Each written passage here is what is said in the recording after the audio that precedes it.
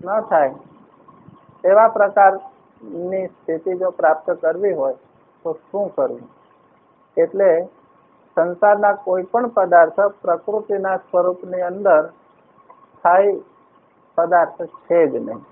સૂક્ષ્મ રીતે પણ એમાં કાંઈ ને કાંઈ પરિવર્તન થયા કરે છે. જ્યારે સંપૂર્ણ પરિવર્તન થઈ જાય એ વખતે આપણને ખબર પડે કે આ આપણો ખેલ બધો બગડી ગયો. તો વસ્તુતાએ આ શરીરની સ્થિતિ, મનની સ્થિતિ, જગતના પદાર્થોની સ્થિતિ એ ક્ષણે ક્ષણે અન્ય રૂપમાં ફેરવાતી જાય છે. એટલે કોઈ જગ્યાએ આપણી ચિત્તવૃત્તિ સ્થાયી ન થાય. આ એક ઈશ્વરની ચાલ છે. કારણ કે એને આંતરિક એવી ભાવના છે કે બધાએ પોતે કરતા ભાવમાંથી મુક્ત થઈ જાય અને મને આ જગતની ઝંઝટમાંથી જો મુક્ત કરે તો આ બધો હિસાબ રાખવાની કડાકૂટ મટે. એવો એનો આંતરિક ભાવ છે કે તાત્વિક સ્વરૂપે બધા મને ઓળખે. અને એના માટે આ જગતની રચના પરિવર્તનશીલ ભગવાને બનાવી. પણ છતાં કોઈક જીવને વિવેકનો ઉદય થાય છે અને એનું મુમુક્ષુપણું જાગૃત થાય અને પરમાત્માના તાત્વિક સ્વરૂપને ઓળખે છે. અને એ પછી એ કર્તા અને ભોગતા ભાવમાંથી મુક્તિ મેળવી લે છે. એટલે અન્વય અને વ્યતિરેકની યુક્તિ દ્વારા, વિચાર દ્વારા આ ભોગતા ભાવ, ભોગ્ય ભાવ અને ભોગ એ બધી ત્રિપુટીથી પર જે જુદો ચિન્હ માત્ર સ્વરૂપ સાક્ષી સદાશિવ પરમાત્મા હું છું એવા પ્રકારનો અનુભવ એને થઈ જાય. ચિદાભાસ રૂપી ભોગતા પણ માયિક છે, સત્ય નથી એમ શ્રુતિ કહે છે. તેમજ અનુભવ પ્રમાણ પણ છે. ઇન્દ્રજાળની પેઠે આ જગત મિથ્યા છે અને આ જીવ પણ જગતની અંતર્ગત હોવાથી મિથ્યા છે એમ જ્ઞાનીઓ અનુભવે. જગત અને જગતની અંતર્ગત જીવ એ બંને સાથે જ છે અને જીવ જગતનો નિયંતા ઈશ્વર. આ આખી ત્રિપુટીનો એક ક્ષેત્ર છે અને એ માયાની ઉપાધિ દ્વારા, અવિદ્યાની ઉપાધિ દ્વારા એક ક્ષેત્ર પોતપોતાના ભૂમિકામાં રહી અને કામ કરે છે.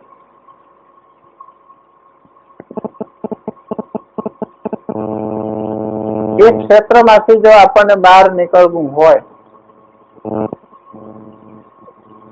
તો એ ક્ષેત્રની અંદર જે સુખદાયી પદાર્થો છે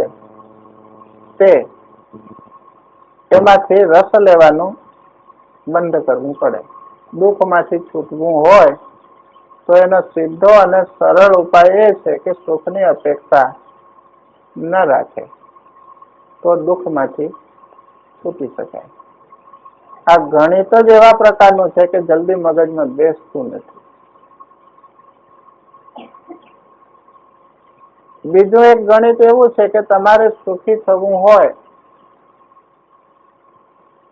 તો સુખનું દાન કરો. એ ગણિત મગજમાં જલ્દી બેસતું નથી. સુખી થવું છે, અન્ય મને સુખ આપે એવી અપેક્ષા રહે છે પણ પોતે કોઈને સુખ આપતો નથી. પહેલા પણ એ વાત થયેલી હતી કે સુખ, પ્રેમ અને માન આ ત્રણ આપવાની વસ્તુ છે, લેવાની વસ્તુ નથી. મોટા ભાગે વ્યવહારમાં આ ત્રણ વસ્તુ લેવાની છે એમ બધા માને છે. સુખ પણ બીજા પાસેથી લેવું છે, માન પણ બીજા પાસેથી લેવું છે અને પ્રેમની અપેક્ષા પણ બીજા પાસેથી રહે છે. પણ એ લેવાની વસ્તુ જ નથી, આપવાની વસ્તુ છે. એ જો આપવામાં આવે તો એ દિન પ્રતિદિન વધે. અને જો લેવાની અપેક્ષા રાખવામાં આવે તો એ દિન પ્રતિદિન ઘટે. પણ આ ગણિત મગજમાં બેસતું નથી. થોડા દિવસ તમે એનો પ્રયોગ કરો. પ્રેમ, માન અને સુખ કોઈ પાસે માગો નહીં, પણ આપો. 6 મહિના એનો પ્રયોગ કરો વ્યવહારમાં, તો ખબર પડે કે એનું પરિણામ શું આવે. કોઈ પાસેથી એની અપેક્ષા ન રાખો, એને આપો. તો આપોઆપ એ પ્રાપ્ત થાય છે. પણ એ પ્રાપ્ત થાય છે એની અપેક્ષા રાખી અને જો આ પ્રયોગ કરવામાં આવે તો કામ ન થાય. તો પાછી એની એ વાત રહી. એટલે સાચા અર્થમાં એ આપવાની વસ્તુ છે, લેવાની વસ્તુ નથી. સાચા સ્વરૂપનું ભાન થાય છે ત્યારે પ્રેમ એ પોતાનો સ્વભાવ છે. રસ સ્વરૂપ, પ્રેમ સ્વરૂપ એ એનો સ્વભાવ છે. સુખ, આનંદ એ આત્માનું સ્વરૂપ છે. તો પછી બીજાની અપેક્ષા ત્યાં રહેતી નથી. જેને સુખ જોઈતું હોય, જેને રસ અથવા પ્રેમ જોઈતો હોય, અને માન તો મોટાને અપાય, તો બધાયથી મોટો, બધાયથી પર તો પોતાનું સ્વરૂપ છે. તો જેને માન જોઈતું હોય, જેને પ્રેમ જોઈતો હોય, જેને સુખ જોઈતું હોય, એને પોતાનું વાસ્તવિક રીતે તો સાત્વિક સ્વરૂપ ઓળખી લેવું જોઈએ. તો આખું જગત એ તત્વના સ્વરૂપની પાછળ જ્ઞાનથી કે અજ્ઞાનથી પાગલ જ છે. કારણ કે બધાને સુખ જોઈએ છે. એનો અર્થ એ થયો કે બધાને મારી જરૂર છે. કારણ કે હું સુખ સ્વરૂપ છું, હું આનંદ સ્વરૂપ છું. બધા એમ ઈચ્છે છે કે પ્રેમ જોઈએ, તો વાસ્તવિક રીતે બધા મારી સાથે સંબંધ જોડવા ઈચ્છે છે, મારી સાથે પ્રેમ કરવા ઈચ્છે છે. કારણ કે રસ સ્વરૂપ, પ્રેમ સ્વરૂપ તો એક હું છું. બધા માનને ઈચ્છે છે, તો વસ્તુતાએ એ બધા માન મને આપે છે. કારણ કે બધા તત્વની અંદર સર્વથી પર, સર્વથી મોટો, વ્યાપક સ્વરૂપે જે તત્વ છે એ તો હું છું. એટલે તમામ દુનિયાની અંદર પ્રેમ, માન અને સુખ એ બધું મારી અંતર્ગત છે. એ બધાનો મૂળ સ્ત્રોત હું છું. એટલે જ્ઞાનથી કે અજ્ઞાનથી બધા વાસ્તવિક રીતે મારું ભજન કરે છે. આ તાત્વિક સ્વરૂપની જયારે પ્રાપ્તિ થઈ જાય પછી અન્ય તરફની એની અપેક્ષા બધી નિવૃત્ત થઈ જાય છે. પછી કોઈ અપેક્ષા એની રહેતી નથી. એટલે સાચા અર્થમાં બધા પ્રકારના કર્તવ્ય, બધા પ્રકારની સાધના આ તાત્વિક સ્વરૂપની અનુભૂતિમાં પૂર્ણ થઈ જાય છે. એટલે જગત મિથ્યા છે અને એની અંતર્ગત રહેલો જીવ તે પણ મિથ્યા છે. એટલે ચિદાભાસનો જે ભોગતાપણો છે એ માયિક છે, સત્ય નથી. આમ જ્ઞાનીઓ અનુભવે અને અનુભવના આધારે એ સ્વયં આનંદ સ્વરૂપે જીવન મુક્તપણે એ રહી શકે છે. પણ જ્યાં સુધી જીવ અને જગત એ બંને એક જ કોટીમાં સમાન રીતે વિવર્ત છે, સમાન રીતે મિથ્યા છે, એવા પ્રકારનો બોધ નથી થતો, ત્યાં સુધી જીવનો જીવભાવ પણ સાચવી અને જગતના પદાર્થો પ્રત્યે જે ઉપરામતા અથવા વૈરાગ્યની ભાવના રહે છે તે પર વૈરાગ્ય અથવા સાચી ઉપરામતા સિદ્ધ થતી નથી. કારણ કે જીવની અંદર જે પદાર્થ એને દુઃખદાયી લાગે, જે પરિસ્થિતિ એને દુઃખદાયી લાગે, ત્યાંથી એને વૈરાગ્યની ભાવના જન્મે. પણ એ જ પરિસ્થિતિ જયારે એને સુખરૂપ લાગે, જયારે અનુકૂળતા ઉભી થાય, ત્યારે વૈરાગ્ય ઢીલો પડે અને પાછી તેમાં આસક્તિ થવાનો સંભવ રહે છે. પણ જયારે જીવ અને જગત બંને એક જ કોટીમાં આવી જાય, બંને મિથ્યા છે એવા પ્રકારનો જયારે બોધ થઈ જાય, તે પછી એમાં વૈરાગ્ય ઢીલો થવાનો સંભવ રહેતો નથી. કારણ કે વૈરાગ્ય એ પછી આત્મ સ્વરૂપની સ્થિતિમાં આવીને રહે છે. ત્યાં વૈરાગ્ય સાધન રૂપમાં પછી રહેતો નથી. વૈરાગ્યનો અર્થ દ્વેષ અથવા ઘૃણા નહીં, પણ પદાર્થોના અસ્તિત્વ નો સત્ય રૂપથી સ્વીકાર ન કરે અને એને અનિર્વચનીય સ્વરૂપે, મિથ્યા સ્વરૂપે જો જાણે, તો પછી આપોઆપ વૈરાગ્યની સ્થિતિ છે એ આત્માથી અભિન્ન રૂપે રહે. પછી એને એ સાધનના રૂપનો જે વૈરાગ્ય છે એ રહેતો નથી. એટલે એક કાયમી સ્થિતિમાં આવી જાય છે. વળી સુષુપ્તિ, મૂર્છા, સમાધિમાં તેનો વિલય થાય છે તેવું દરેક માણસનો સાક્ષી અનુભવે છે, જગત અને જીવ એ બંનેનો. આ પ્રમાણે જયારે કુટસ્થથી જુદો કરેલો ચિદાભાસ માયિક છે એમ જાણવામાં આવે છે, ત્યારે પોતાના એવા મિથ્યા સ્વરૂપનું પુનઃ વિવેચન કરે છે. ફરી ફરીને એ તત્વનો વિચાર કરી અને એ ચિદાભાસ માયિક છે, સાચો નથી, પોતાના કુટસ્થ સ્વરૂપથી ભિન્ન છે એવું જાણવામાં આવતા પછી ફરી એનું વિવેચન કરી અને પોતાનો આનંદ અથવા ખુશીને વ્યક્ત કરે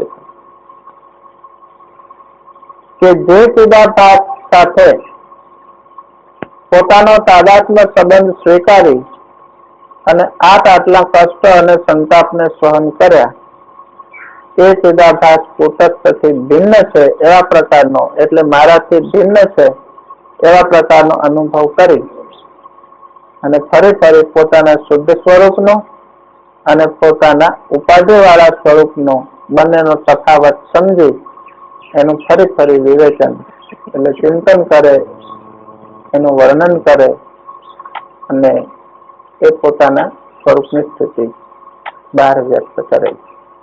આ બધા શાસ્ત્રોમાં જે અનુભવ છે એ રીતનો છે. એ અનુભવ આપણને નવો પ્રાપ્ત કરવો નથી. જે મહાપુરુષોએ, જે ઋષિ મુનિઓએ, જે સાક્ષાત્કારી જીવન મુક્તોએ જે સાધના દ્વારા એ તત્વનો અનુભવ કર્યો છે, તે અનુભવ રૂપ આ શાસ્ત્ર છે. એટલે એમાં શંકા કરવાનો કોઈ અવકાશ રહેતો નથી. પણ પૂર્વના પુણ્યનો ઉદય ના થયો હોય, કોઈ મહાપુરુષના અનુગ્રહ હેઠળ જેનો ઉછેર ના થયો હોય, તો એને આ વાત છતાં ગળે ઉતરતી નથી. આ વાતને ચિત્તમાં સ્થાપિત કરવા માટે એમાં આટલી બધી શંકા કે તર્ક કરવાની આવશ્યકતા રહેતી નથી. કારણ કે આ તો અનુભવ સિદ્ધ તત્વ છે. અનુભવની કસોટી ઉપર કસેલી બાબત છે. એટલે આ બાબતમાં દરેક સાધકે નવેસરથી કાંઈ કસોટી કરવાથી પણ એ કામ બની શકે છે. પણ બુદ્ધિની અંદર જે પ્રકારના દોષ રહેલા હોય છે, એ બુદ્ધિની કિંમત એની હોય છે એના કરતા આપણે વિશેષ રૂપે આંકી દીધી. આપણે પોતાની બુદ્ધિની કિંમત જેટલી છે એના કરતા આપણે વધારે આંકી છે. એના કારણે આ તત્વના નિશ્ચય થવામાં વિલંબ થાય છે. નહીતર આટલો બધો વિલંબ એમાં હોઈ ના શકે. કારણ કે આ કોઈ એકનો અનુભવ નથી, આ કોઈ નવો અનુભવ નથી. આમાં તો હજારો અને લાખો પ્રમાણ છે. અને જેના તરફથી આપણને બોધ મળતો હોય એ ગુરુ નો અનુભવ એનો અનુગ્રહ સાથે છે, તો પછી એમાં આપણી બુદ્ધિની બહુ વિશેષ મોટી કિંમત રહેતી નથી. કે બુદ્ધિમાં અમુક પ્રકારનો તર્ક અને અમુક પ્રકારની શંકા ઉત્પન્ન થાય અને એનું સમાધાન ન થયો હોય તો એ આવતી સેકન્ડ ઉપર એ વાત રહી શકતી નથી. આ સેકન્ડે જ એનો નિર્ણય સિદ્ધ થઈ જાય છે કે જે અત્યારે અજ્ઞાન દશામાં બુદ્ધિની અંદર જે પ્રકારના કસાય રહેલા છે એ પણ ક્યાં આપણી પાસે પ્રમાણ સિદ્ધ છે. સ્વામી અખંડાનંદજી તો એક શબ્દનો વારે ઘડી ઉચ્ચાર કરે છે, માની માની બંધન ને આવ્યો. આ બધું માન્યતાથી જ આ બંધન બધા ઉભા થયા છે ને. તો પછી માન્યતાથી પ્રમાણ વગર, અનુભવ વગર જે વાત બુદ્ધિમાં રૂઢ થઈ છે એ વાતનો ત્યાગ કરવા માટે એને જયારે સાચું પ્રમાણ મળે ત્યારે એ વાતને છોડે એવો દુરાગ્રહ શા માટે? સ્વામી રામસુખદાસજી તો કહે છે કે અજ્ઞાન દશામાં તમે આજે સ્વીકારેલું છે અને એના કારણે આ જે પ્રકારની પરિસ્થિતિ ઊભી થઈ છે, તો હવે એક વાત અમારી સ્વીકારો. તમે હજારો ધોખા ખાધા છે, એક ધોખો ઓર એમ માનો. એમ માનીને પણ આ વાત સ્વીકારો અને વિચારો તો તમને લાભ થશે. અંતે તમને ખબર પડશે કે આ ધોખો નથી, આ વાસ્તવિકતા છે. તમે હજારો વાર છેતરાયા હશો પણ આ વખતે એ પરિસ્થિતિ નથી, પણ તમે સ્વીકારો. એટલે જ્યારે કુટસ્થથી એ ચિદાભાસ ને ભિન્ન રૂપમાં જાણવામાં આવે ત્યારે પોતાના એવા મિથ્યા સ્વરૂપનું પુનઃ એ વિવેચન કરે છે કે કુટસ્થનું સ્વરૂપ આ રીતનું છે અને પોતાનું શુદ્ધ સ્વરૂપ થી ભિન્ન જે ચિદાભાસ એનું સ્વરૂપ આ રીતનું છે. આ પ્રમાણે વિવેક કરવાથી પોતાનો નાશ છે એમ નિશ્ચય કરીને જીવ ફરીથી ભોગની ઈચ્છા કરતો નથી. આ ચિદાભાસનો તત્વજ્ઞાન દ્વારા જે છેલ્લા હાલ થાય છે એનું વર્ણન કે જયારે સંપૂર્ણ વિવેક ચિત્તમાં જાગૃત થઈ ગયો ત્યારે ચિદાભાસને લાગે છે કે હવે મારો નાશ નક્કી છે, એટલે ફરીથી એ ભોગની ઈચ્છા કરતો નથી. જેમ કે જેને ભોય ઉતારવામાં આવ્યો છે એવો મળવાની ઈચ્છા વાળો કયો પુરુષ વિવાહ કરવાની ઈચ્છા કરે છે? જયારે અંતિમ સ્થિતિ આવે અને પથારી દઈ દે ને, ભોય ઉતારવામાં આવે, હવે એમ લાગે કે આ થોડા સમય પૂરતો જીવિત છે, તો એવો જે માણસ છે એને ખબર પડે કે હવે હું રહી શકું એમ નથી, તો પછી એને કયા સંસારના પદાર્થોની ફરી ઈચ્છા ઉત્પન્ન થાય? હવે તો જવાની તૈયારી છે, એને અંતિમ ઘડી જ્યાં ગણાય છે ત્યાં પછી કોઈ પણ પ્રકારની ઈચ્છા એને રહેતી નથી. એટલું જ નહીં પણ હું ભોગતા છું એવું ફરીથી બોલતા પણ લજવાય છે અને નાક કપાયેલા માણસની પેઠે લજ્જિત થઈને કલેશપૂર્વક પોતાના પ્રારબ્ધને ભોગવી લે છે. એટલે તત્વજ્ઞાન થઈ ગયા પછી જીવન મુક્તની જે આ સ્થિતિ છે એ છેલ્લી સ્થિતિ એ ભોગતા બાધિત રૂપમાં હું ભોગતા છું એવો ઉચ્ચાર એ શક્તિપૂર્વક કરી શકતો નથી, બાધિત રૂપે પણ, કારણ કે એનો ભોગતા પણ છીનવાઈ ગયો છે. તત્વજ્ઞાનના સત્સંગ દ્વારા મહાપુરુષોના સંસર્ગથી સત્સંગમાં કેટલી વખતે ભોગતાનું નાશ કપાતું હશે? કેટલા કાળથી આપણે સત્સંગ કરીએ છીએ, તો વ્યવહારમાં જેમ અપમાનિત થયેલો માણસ એ લજ્જિત થઈને રહેતો હોય એ રીતે આ ભોગતા હું ભોગતા છું એવું ફરીથી બોલતા પણ લજવાય છે અને કલેશપૂર્વક પોતાના પ્રારબ્ધ અને ચૂપચાપ ભોગવી લે છે. આ પ્રમાણે જયારે ચિદાભાસ પોતાનો જ ભોગતાપણું માનવાને લજવાય છે તો તે ભોગતાપણાનો આરોપ તે સાક્ષી ઉપર મૂકે એવી તો વાત જ ક્યાંથી હોય? જે સ્વયં પોતે ભોગતા હતો આટલા વર્ષો સુધી એ ગાદી ઉપર, હવે એ પોતે સ્વયં જ પોતે ભોગતા છે એમ કહેવામાં, માનવામાં, વિચારવામાં એ શરમાય છે, તો પછી એ ભોગતાપણાનો આરોપ કે સાક્ષી ઉપર તો કેવી રીતે મૂકી શકે? કારણ કે સાક્ષી તો એનું અધિષ્ઠાન છે, પોતે એમાં અધ્યસ્ત છે. તો અધ્યસ્ત વસ્તુ ના ગુણ ધર્મ અધિષ્ઠાનમાં આરોપી શકાતા નથી. અધિષ્ઠાનમાં એ ગુણ ધર્મ ઘટી શકતા નથી. એટલે સાક્ષી જે સર્વથી પર છે એ તો જેમનો તેમ પર રહે છે અને ભોગતાનું ભોગતાપણું ત્યાં વિરમી જાય છે. પછી એ પરમ તૃપ્તિનો અનુભવ એને મળી જાય. શોક નાશની જે સ્થિતિ છે એ આ ભોગતાના બાધિતપણા સાથે એ સંપૂર્ણ શોક અને સંતાપ પૂર્ણ થઈ જાય છે. એટલે સાક્ષી સ્વરૂપમાં એ કોઈની સત્તા પછી અવશેષ રહેતી નથી અને શુદ્ધ સાક્ષી સ્વયં એક અને અદ્વિતીય રૂપમાં સદાય જેમનો તેમ અખંડિત રૂપે એ પહેલા હતો અને પછી પણ એ રીતે રહે છે. એ સ્થિતિમાં કોઈ પણ પ્રકારનો ફેરફાર થવાની શક્યતા રહેતી નથી. આ રીતે 222 શ્લોક સુધી આ તૃપ્તિદીપનું પ્રકરણ અહીંયા ચાલે છે. આગળનું વર્ણન કાલે છે.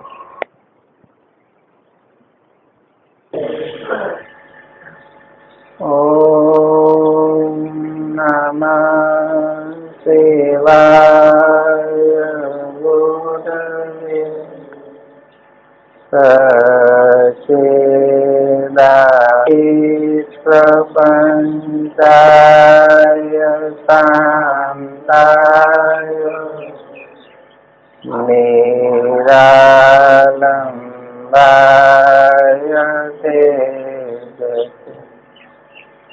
ગુરુર્બ્રહ્મા ગુરુર્વિષ્ણુ ગુરુદેવો મહેશ્વરઃ ગુરુ સાક્ષાત પરમ બ્રહ્મ તસ્મૈ શ્રી ગુરવે ધ્યાનમૂલં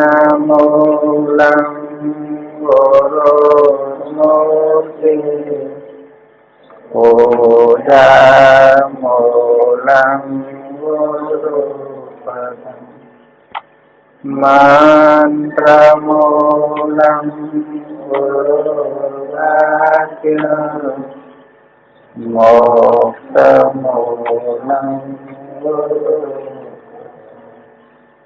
બ્રહ્માનંદં પરમસુખદં કેવલં જ્ઞાનમોક્ષ દ્વંદ્વાતીतं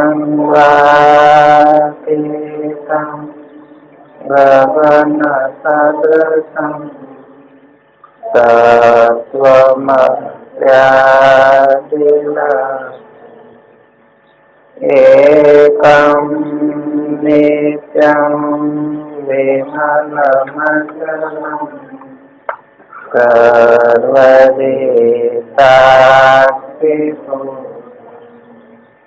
भावातीतं त्रिगुणरहितं सद्गुरुं त्वं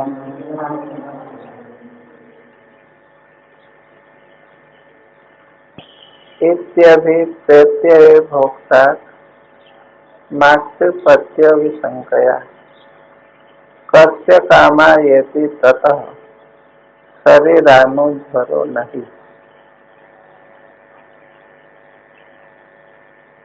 कस्य कामाय એ શ્રુતિ ભોગતાપણાનું નિરાકરણ કરી દે. એટલે વાસ્તવિક રીતે ભોગતા કોઈ છે જ નહીં અને કોઈ વાસ્તવિક ભોગતા નહીં હોવાથી જ્ઞાનીને શરીરોના જ્વર પણ રહેતા નથી. આ એક વિશેષ બાબત અહીં હવે વર્ણન કરીને કહે છે કે અપરોક્ષ સાક્ષાત્કાર થયા પછી ચિદાભાસની છઠ્ઠી અવસ્થા જે શોક નાશ, એની અંતર્ગત આ વર્ણન જ્ઞાનીના જ્વર અભાવની સ્થિતિ અહીં બતાવે છે. જ્વર એટલે તાવ. જ્ઞાનીને તાવ ના આવે એવું અહીં બતાવ્યું. જ્વરનો બીજો અર્થ છે તાપ. સ્થૂળ, સૂક્ષ્મ અને કારણ એ ત્રણ પ્રકારના શરીર, અને એ ત્રણેય શરીરને ત્રણ પ્રકારના અલગ અલગ જ્વર લાગેલા છે. એના માટે અલગ અલગ શરીરમાં ત્રણ પ્રકારના તાપોનું વર્ણન આવે. સ્થૂળ દેહની અંદર જે તાપ છે, જે જ્વર છે, જે વ્યાધિના રૂપમાં બધાને અનુભવમાં આવે છે. સૂક્ષ્મ શરીરની અંદર કામ, ક્રોધાદિ જે દોષ છે એને પણ જ્વર કહેવામાં આવે છે. અને કારણ શરીરની અંદર અજ્ઞાનતા રૂપી તાપ રહેલો છે. પણ તત્વવેતા મહાપુરુષનો એવો અનુભવ છે કે આ ત્રણેય શરીર એ વાસ્તવિક રીતે મારા શુદ્ધ સ્વરૂપની અંદર અધ્યસ્ત છે, પ્રતિભાસ માત્ર છે. એટલે એના તાપ એ મારા તાપ નથી. બીજું, કારણ શરીરની અંદર રહેલો અજ્ઞાનતા રૂપી જે તાપ એ તત્વજ્ઞાનથી એ અજ્ઞાનની નિવૃત્તિ થતા એના આધારે રહેલો સૂક્ષ્મ શરીર અને સ્થૂળ શરીર એ કારણની નિવૃત્તિ થતા કાર્યની નિવૃત્તિ આપોઆપ થઈ જાય. એટલે સ્થૂળ શરીર હું છું, સૂક્ષ્મ શરીર હું છું, એવા પ્રકારનો ભાવ પોતાના સ્વરૂપના અજ્ઞાનથી ઉત્પન્ન થાય છે. અને એ અજ્ઞાનની નિવૃત્તિ અપરોક્ષ બોધ વખતે થઈ જાય છે. એટલે આ ત્રણેય પ્રકારના જે શરીરો છે એની અંદર જે પ્રકારના તાપ અથવા કલેશ રહેલા હોય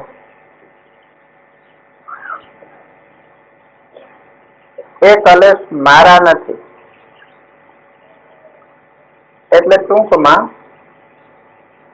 જેમ વ્યક્તિગત રીતે આપણે એક શરીરનું અભિમાન ધારણ કરીને રહીએ એ રીતે તત્વવેતા પોતાની સ્વદ્રષ્ટિએ કોઈ વ્યક્તિ વિશેષ રૂપમાં રહેતો નથી. એટલે કાં તો સર્વ શરીરો મારી અંદર સમાન રીતે અધ્યસ્ત છે, અથવા સર્વ શરીરોનો આત્યંતિક અભાવ છે. એટલે પોતાના આત્મ સ્વરૂપનું જે અસંગત્વ એ જેમનો તેમ અકબંધ રહે. શરીરને ધારણ કરવા છતાં એ શરીરનો સ્પર્શ કરતો નથી. એટલા માટે અહીંયા ત્રણેય પ્રકારના શરીરોના જ્વર, તાપ, કલેશ, સંતાપ એ જ્ઞાનીને હોતા નથી. બીજાની દ્રષ્ટિએ એમાં એ સાપ આદિ દેખાય, પણ એ અન્ય દ્રષ્ટિનો આરોપ છે. જે દ્રષ્ટિ અજ્ઞાન યુક્ત હોય, જે દ્રષ્ટિ ભેદવાળી હોય, એ દ્રષ્ટિથી જે દેખાય એને સત્ય રૂપમાં સ્વીકારી શકાય નહીં. એટલે અજ્ઞાની મનુષ્યને જે દેખાય, અજ્ઞાની મનુષ્યને જે અનુભવ થાય, એ અનુભવના આધારે તત્વવેતાની સ્થિતિ હોતી નથી. તત્વવેતા પોતાના સ્વ સ્વરૂપે સાચા અર્થમાં જાગૃત થઈ ગયો છે અને અજ્ઞાની મનુષ્ય એ અજ્ઞાન રૂપી નિદ્રામાં સૂતેલો છે. તો વ્યવહારની રીતે પણ તમે જુઓ કે એક માણસ જાગતો હોય, એની બાજુમાં બીજો માણસ સૂતો હોય ઊંઘમાં, તો એ બંને વચ્ચે વાર્તાલાપ કેવો થાય?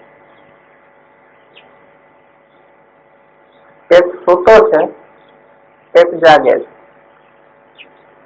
તો જે જાગે છે એની વાત ઊંઘેલો માણસ પકડી શકે નહીં. એ રીતે તત્વવેતા પોતાના સ્વ સ્વરૂપમાં જાગૃત થયો છે, એટલે એ જ્ઞાની મહાપુરુષોનો સિદ્ધાંત,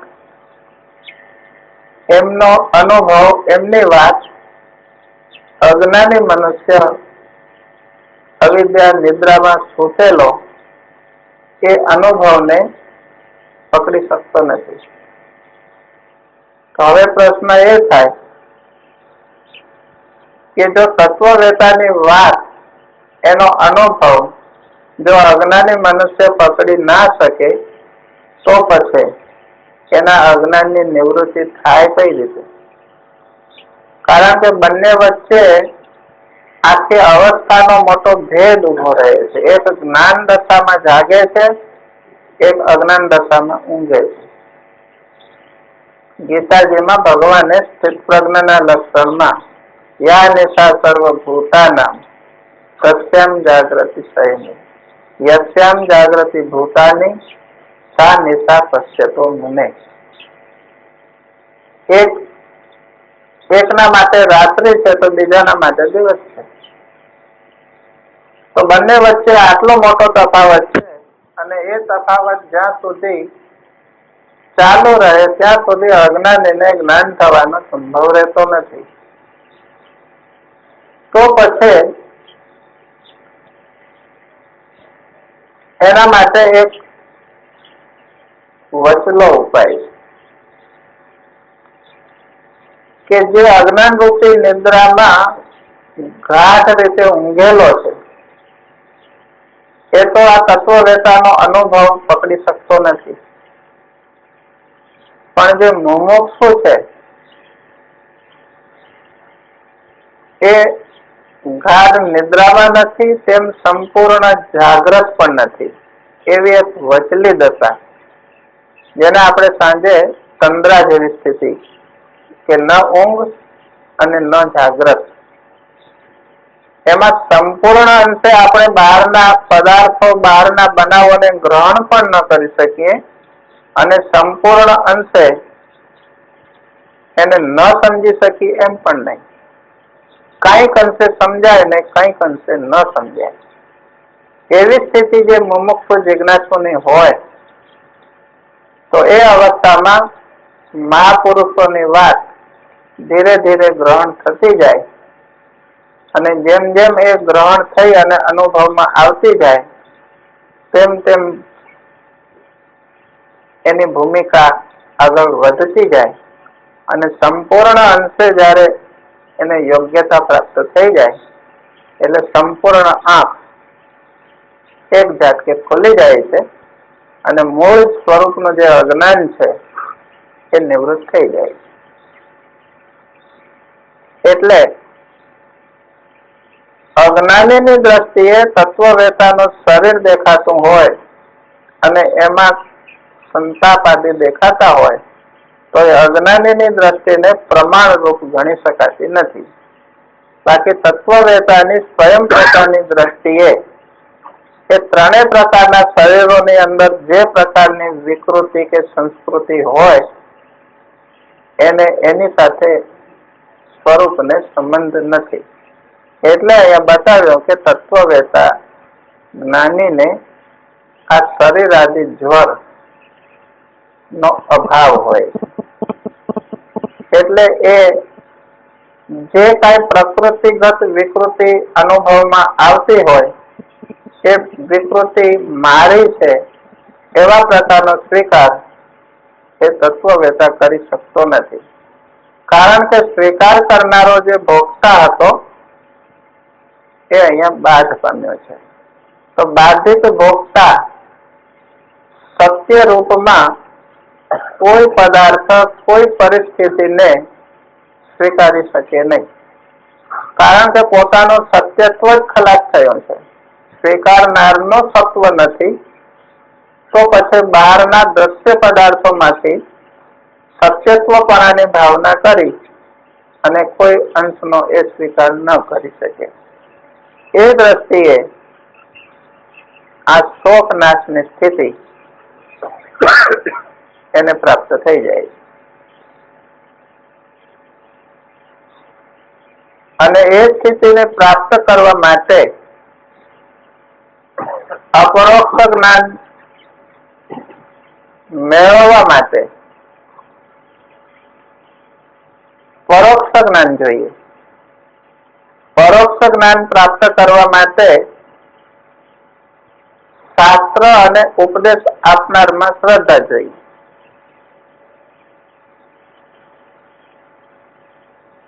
આટલું કામ પ્રથમ થવું જોઈએ. જો શ્રદ્ધાનો અભાવ હોય તો પરોક્ષ જ્ઞાન પણ થઈ શકતું નથી. અને પરોક્ષ જ્ઞાન થઈ જાય એટલે જેને આપણે ચિત્ત શુદ્ધિ કહીએ છીએ એ ચિત્ત શુદ્ધિ સંપૂર્ણ અંશે થઈ જાય. ઘણા લોકો અંતઃકરણની શુદ્ધિ માટે વર્ષો સુધી એના અંતઃકરણમાં અમુક પ્રકારની ગ્રંથિ બંધાઈ જાય કે જ્યાં સુધી અંતઃકરણ આવા પ્રકારનું ન બને ત્યાં સુધી ચિત્ત શુદ્ધિ થઈ છે એમ કહેવાય નહીં. પણ પંચદશીનો એવો મત છે કે પરોક્ષ જ્ઞાન થતા ચિત્ત શુદ્ધિ એટલે અપરોક્ષ જ્ઞાનની યોગ્ય ભૂમિકા એ પરોક્ષ જ્ઞાનની અંતર્ગત આવી જાય. એના માટે આગળના પ્રકરણમાં એનો ઉલ્લેખ પણ આવી ગયો છે. પરોક્ષમ બ્રહ્મ વિજ્ઞાનમ સાર્ધમ દૈશિક પૂર્વકમ બુદ્ધિકૃત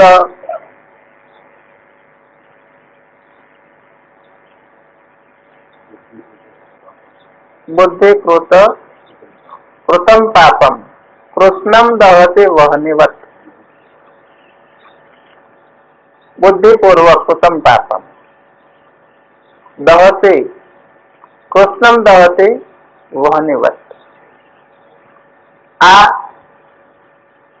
પંચદશીને અપૂર્વતા પણ કહી શકાય કે પરોક્ષ બ્રહ્મ જ્ઞાન સાર્ધમ દૈશિક પૂર્વકમ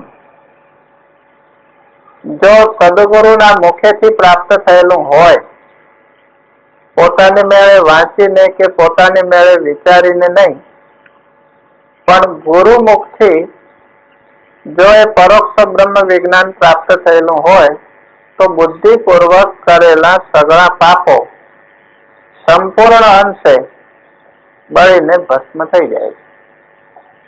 જાણે અજાણે બુદ્ધિપૂર્વક જે પાપ થયેલા હોય એ પણ પરોક્ષ બ્રહ્મ જ્ઞાનથી નાશ પામી જાય છે. એટલા માટે પરોક્ષ બ્રહ્મ જ્ઞાનની અંદર ચિત્ત શુદ્ધિ પૂરી થઈ જાય અને ચિત્ત શુદ્ધ થતા ચિત્તની યોગ્યતા પ્રાપ્ત થતા તેમાં અપરોક્ષ જ્ઞાનનો ઉદય થાય છે અને અપરોક્ષ જ્ઞાન થતા આ શોક નાશની જે સ્થિતિ છે એ પ્રાપ્ત થઈ જાય છે.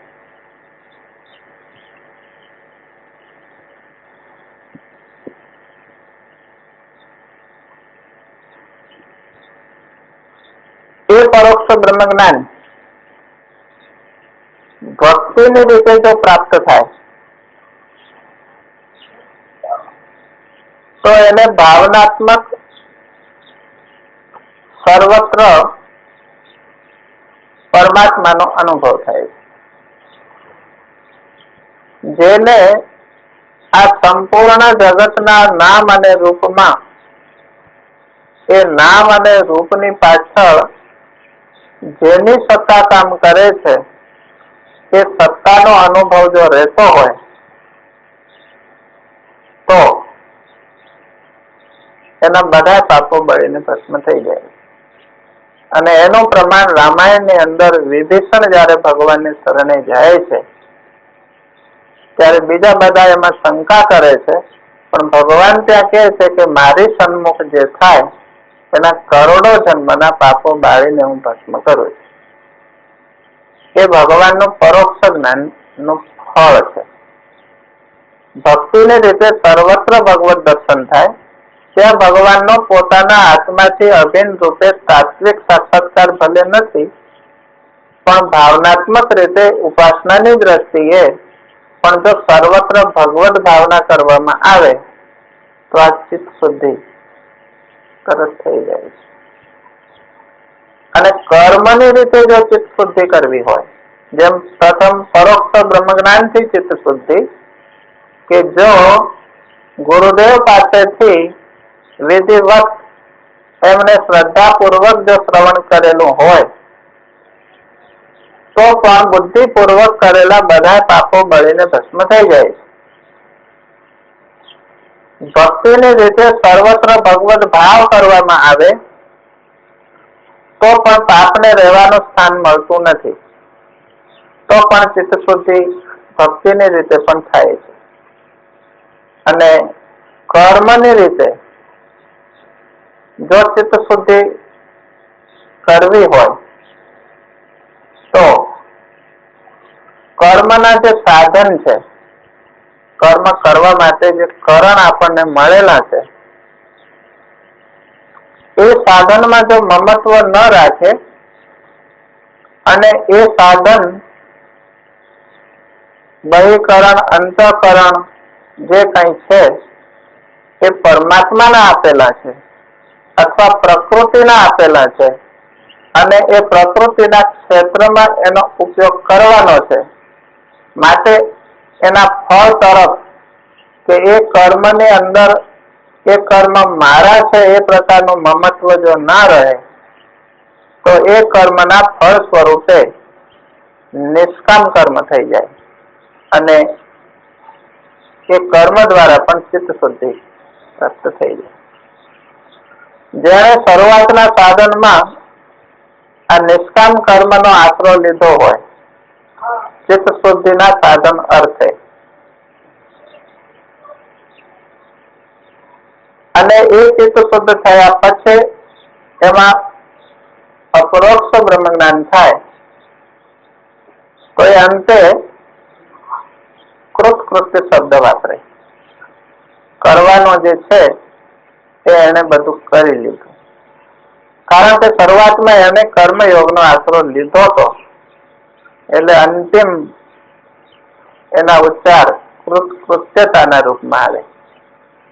ભક્તિની રીતે જેને ચિત્ત શુદ્ધિ કરી અને સાચા અર્થમાં ભગવાનને પ્રાપ્ત કરી લીધા પોતાના આત્માથી અભિન્ન રૂપમાં, એ પ્રાપ્તવ્ય ના રૂપમાં આવે કે જે પ્રાપ્ત કરવાનું હતું એ મેં પ્રાપ્ત કરી લીધું. અને શરૂઆતથી તત્વજ્ઞાન તરફ જેનું લક્ષ્ય છે, વેદાંતનો ઉચ્ચ પ્રકારનો સત્સંગ જેને શરૂઆતથી પ્રાપ્ત થયો હોય અને એવા મહાપુરુષોનો સંગ મળી ગયો હોય અને એના કારણે જે અપરોક્ષ જ્ઞાનની સ્થિતિ પ્રાપ્ત થાય તો એ પછી જ્ઞાત જ્ઞાતવ્ય જે જાણવાનો છે એને જાણી લીધું. એટલે જ્ઞાત જ્ઞાતવ્ય, પ્રાપ્ત પ્રાપ્તવ્ય અને કૃત કૃત્યતા, આ ત્રણે અંતે એક જ અર્થમાં વપરાય છે. પણ શરૂઆતમાં સાધક કેવા પ્રકારના સાધનનો આશરો લઈ અને આ પરમ સ્થિતિમાં આવ્યો છે એના ઉપર એના ઉદ્ગાર ભિન્ન ભિન્ન થઈ જાય. એટલે વસ્તુતા એ તો આ પરમ સ્થિતિ પ્રાપ્ત થયા પછી જે કાંઈ છે કરવાનું એ બધું પૂર્ણ થઈ જાય છે. કોઈ વસ્તુ એના માટે અપ્રાપ્ત રહેતી નથી અને જાણવાનું પણ એનું પૂરું થાય છે. એટલે ટૂંકમાં ધ્યેય સમાપ્તિ અને જ્ઞેય સમાપ્તિ એ અહીંયા પૂરી થાય. જે ધ્યેય પ્રાપ્ત કરવાનું હતું એ ધ્યેય પોતાના સ્વરૂપના જ્ઞાન માત્રથી પ્રાપ્ત થયું. એટલે ત્યાં જ્ઞેય સમાપ્તિ પણ